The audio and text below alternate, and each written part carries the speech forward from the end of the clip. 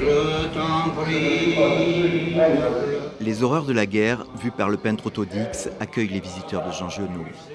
Cette guerre de 1914-1918 fracassera le jeune homme de Manosque, mobilisé à 20 ans. Et c'est à travers ce prisme que l'on est invité à découvrir une vie et une œuvre imprégnées par la violence et le mal. Loin, très loin du folklorique poète paysan, chez Giono, la Provence est noire et rude et parfois glaciale. J'avais l'image d'un Giono humaniste, rayonnant. J'avais l'image d'un grand soleil de la littérature. Voilà, j'avais ça en tête. J'étais très influencée, je crois, par ma découverte énamourée du Sars sur le toit, qui est un livre absolument merveilleux. Mais Giono, c'est à la fois plus intéressant et plus compliqué. Et c'est quelqu'un qui va fouiller la noirceur. Emmanuel Lambert nous a amenés à l'Hôtel du Dragon, la base parisienne de l'écrivain à succès en plein Saint-Germain-des-Prés. À Marseille, le Mucem l'a invité à explorer la galaxie Giono.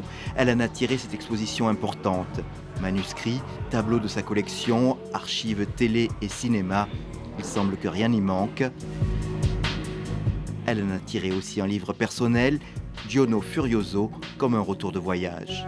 D'avoir rencontré les gens comme ça, qui l'ont connu, qui l'ont fréquenté, sa maison, tout ça, ça donne une sorte de connaissance qui est à côté de la lecture, en fait, qui est à côté de ce qu'on peut percevoir de la littérature. Alors, il ne faut pas que ça prenne le pas sur l'œuvre. C'est toujours le risque, parce qu'il y a quelque chose de très plaisant à découvrir, les anecdotes.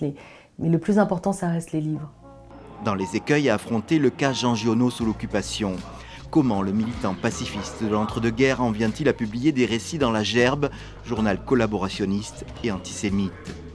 Emprisonné à la Libération, l'écrivain peut faire valoir les témoignages de tous ceux, juifs ou résistants, qu'il a aidés ou cachés. Aucune charge ne sera retenue contre lui. Jean Giono finira sa vie à Manosque, en notable. Il meurt en 1970. Écrivain célébré, populaire même, en grande partie grâce au film de Pagnol qui pourtant en donne une image si fausse.